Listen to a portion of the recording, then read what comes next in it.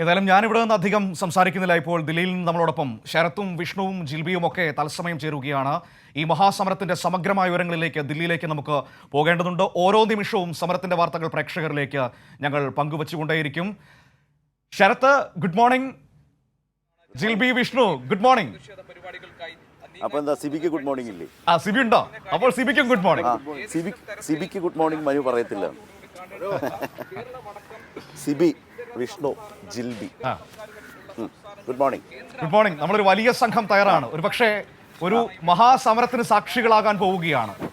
സ്വതന്ത്രാനന്തര ഇന്ത്യയുടെ ചരിത്രത്തിലെ ഏറ്റവും പ്രധാനപ്പെട്ട ഒരു സമര ഏടിലേക്കാണ് നമ്മൾ പോകുന്നത്. ശരത്ത്, എങ്ങനെയാണ് ദില്ലിയിലെത്തുമ്പോൾ അതുമായി ബന്ധപ്പെട്ട് ദേശീയ തലത്തിൽ വരുന്ന പ്രതികരണങ്ങളും ചലനങ്ങളും ഒക്കെ?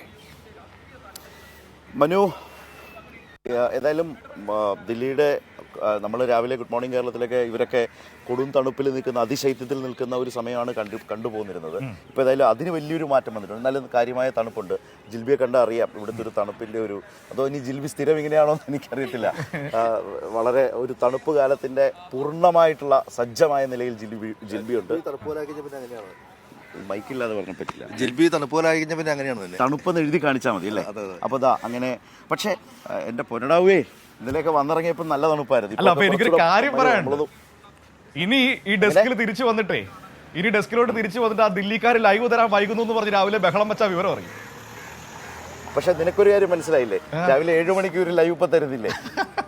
നമ്മൾ ചോദിക്കുമ്പോൾ എന്താ പറയുന്നത്? തണുപ്പാണ്, രക്ഷയില്ല, മറ്റതാണ് മറിച്ചാണെന്നൊക്കെ പറയുന്നത്. രാവിലെ 7 മണിക്ക് ലൈവ് ഒക്കെ ആയിട്ട് റെഡിയല്ലേ? അപ്പൊ ഇനി രാവിലെ 7 മണിക്ക് തന്നെ ദേശീയ വാർത്തകളൊക്കെ ആയിട്ട് വിഷ്ണുവും സിബിയും ജിൽബിയും ഒക്കെ വളരെ സജീവമായി ഗുഡ് മോർണിംഗ് കേരളത്തിൽ ഉണ്ടാകും എന്ന് മനുവിന് ഉറപ്പായില്ലേ? അപ്പോ നമ്മളിതാ സജീവമായിട്ട് ഈ കാണുന്നതാണ് കേരള ഹൗസ്. യഥാർത്ഥത്തിൽ കേരള ഹൗസ് മാത്രമല്ല, ദില്ലി നമ്മുടെ രാജ്യ തലസ്ഥാനം കേരളം എന്ന നിലയിൽ തന്നെ മാറിയിരിക്കുകയാണ്. അത്രമേൽ കേരളത്തിൻ്റെ ഒരു പൊതു സാന്നിധ്യം ഇവിടെ എത്തപ്പെട്ടു. അതുപോലെ തന്നെ കേരളം എടുത്ത് നടത്തുന്ന ഈ വലിയ സമരം പൊതുവായി ചർച്ച ചെയ്യപ്പെടുന്ന സാഹചര്യം വന്നിട്ടുണ്ട്. അതിൻ്റെ കാരണം സംസ്ഥാനത്ത് നിന്ന് കുറച്ച് ആളുകൾ വന്ന് ഇവിടെ ഒരു പ്രതിഷേധ ധർണ നടത്തി പോകുന്നു എന്ന നിലയ്ക്കല്ല എന്നതുകൊണ്ട് തന്നെയാണ് മുഖ്യമന്ത്രിയും മന്ത്രിമാരും MLA-മാരും LDF MLA-മാരും അടക്കം കേരളത്തിൻ്റെ ഭരണ നേതൃത്വമാകെ ഒരു സമരരംഗത്തേക്ക് എത്തപ്പെട്ടു. അതവിടം കൊണ്ടും തീരുന്നില്ല. വലിയ തോതിലുള്ള ദേശീയ പാർട്ടികളുടെ, രാഷ്ട്രീയ പാർട്ടികളുടെ, BJP ഇതര സർക്കാരുകളുടെ ഒക്കെ വലിയ പിന്തുണ ഇന്ന് ഈ സമരത്തിന് ലഭിക്കാൻ പോകുന്നു. അതിനു വേണ്ടിയിട്ടുള്ള ഒരു വലിയ സമരത്തിൻ്റെ മികച്ച സംഘാടനത്തിൻ്റെ അവസാനവട്ട ഒരുക്കങ്ങളാണ് ഇന്നലെ ഇവിടെ നടന്നിട്ടുള്ളത്. ഞാൻ മുമ്പ് സൂചിപ്പിച്ചതുപോലെ കേരള സർക്കാരിൻ്റെ ഭാഗമായി മുഖ്യമന്ത്രിയും മന്ത്രിമാരും MLA-മാരും എല്ലാം എത്തിയിട്ടുണ്ട് ഇവിടെ. ഇന്നലെ മുഖ്യമന്ത്രിയുടെ വാർത്താ സമ്മേളനം ഉണ്ടായിരുന്നു. അതുപോലെ തന്നെ LDF കൺവീനർ EP ജയരാജൻ കഴിഞ്ഞ ദിവസം തന്നെ ഇതിൻ്റെ ഈ സംഘാടന ചുമതലകളും അല്ലെങ്കിൽ അത് നോക്കാനൊക്കെയായി ഏറ്റവും വലിയൊരു രാഷ്ട്രീയ സമരമാണ് ഇടതുമുന്നണി ഏറ്റെടുത്തിട്ടുള്ളത്. അങ്ങനെ അദ്ദേഹം ഇവിടെയുണ്ട്. ഇന്നലെ വൈകുന്നേരം CPIM സംസ്ഥാന സെക്രട്ടറി MV ഗോവിന്ദൻ മാസ്റ്റർ എത്തിയിട്ടുണ്ട്. CPIM-ന്റെ പൊളിറ്റ് ബ്യൂറോ അംഗങ്ങളായിട്ടുള്ള MA ബേബിയും A വിജയരാഘവനും ഇവിടെ ഉണ്ട്. CPIM general secretary Sitaram Yechury ഈ സമരം ഇന്ന് നടക്കുമ്പോൾ മുഖ്യമന്ത്രി അടക്കമുള്ളവർ ഈ സമരപന്തലിലേക്ക് ചെല്ലുമ്പോൾ, സമരമായി തന്നെ സമരം നയിച്ച് ചെല്ലുമ്പോൾ അവരെ സ്വീകരിക്കാൻ അവിടെ സീതാറാം യെച്ചൂരി ഉണ്ടാകും, CPIM ജനറൽ സെക്രട്ടറി ഉണ്ടാകും, അതുപോലെ തന്നെ വളരെ പ്രധാനപ്പെട്ട നേതാക്കളൊക്കെ. അപ്പോൾ വലിയ ആകാംക്ഷയാണ്. ഇന്നലെ കർണാടകം തുടങ്ങി വെച്ചതിൽ നിന്ന് കേരളത്തിൻ്റെ ഈ സമരം ഒരു പുതിയ തലത്തിലേക്ക് ഉയരും വിധമുള്ള എല്ലാവിധ ആസൂത്രണവും നടത്തി. മുഖ്യമന്ത്രി തന്നെ ഇന്നലെ നമ്മളോട് പറഞ്ഞത് എല്ലാ മുഖ്യമന്ത്രിമാർക്കും, എല്ലാം എന്ന് പറയുന്നതിൽ BJP ഇതര മുഖ്യമന്ത്രിമാർ എന്നാണ് അതിനെ മനസ്സിലാക്കേണ്ടത്, എല്ലാവർക്കും കത്തയച്ചിട്ടുണ്ട്. ആ സർക്കാരുകളുടെയൊക്കെ പിന്തുണ അറിയിച്ചിട്ടുണ്ട്. പലതരത്തിലാണ്. ഇന്നലെ കർണാടക ഉപമുഖ്യമന്ത്രി DK ശിവകുമാർ, ഞാനും വിഷ്ണുവും കൂടിയാണ് അദ്ദേഹത്തോട് സംസാരിച്ചത്. അദ്ദേഹത്തോട് സംസാരിക്കുക വെച്ചാൽ എല്ലാ മാധ്യമങ്ങളും, ഇന്ത്യൻ മാധ്യമങ്ങൾ, പല ഭാഷകളിലെ മാധ്യമങ്ങളെല്ലാം ഉണ്ടായിരുന്നു.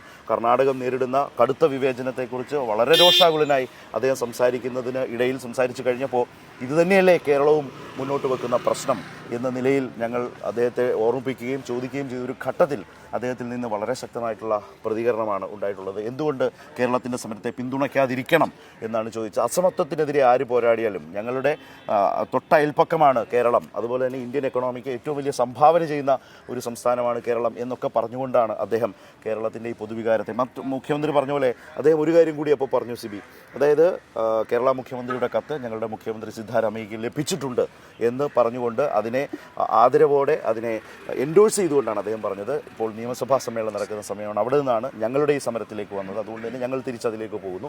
പക്ഷേ കേരളത്തോടുള്ള വലിയ പിന്തുണ അദ്ദേഹം അറിയിക്കുകയുണ്ടായി. അതുകൊണ്ട് വൈകിട്ടത്തെ വാർത്താ സമ്മേളനത്തിൽ മുഖ്യമന്ത്രി അതിന് നന്ദി അറിയിക്കുകയും ചെയ്തു.